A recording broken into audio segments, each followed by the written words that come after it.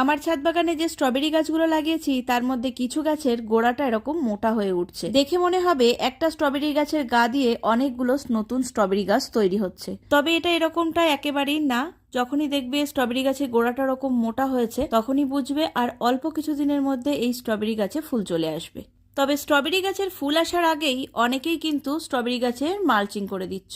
আমি কিন্তু আমার স্ট্রবেরি গাছগুলো এখনো মালচিং করিনি। এই স্ট্রবেরি গাছে যখনই দেখবো ফুলের কুঁড়ি এসেছে তখনই মালচিং করব। স্ট্রবেরি গাছ যখন বড় করে তোলা হয় তখন যদি ডাইরেক্ট সূর্যের আলো মাটিতে না পড়ে গাছের শিকড় কিন্তু খুব ভালোভাবে তৈরি হয় না। আর গাছের শিকড় যদি ভালোভাবে তৈরি না হয় ফলের সিজনে ভালোভাবে তোমরা ফলও পাবে না।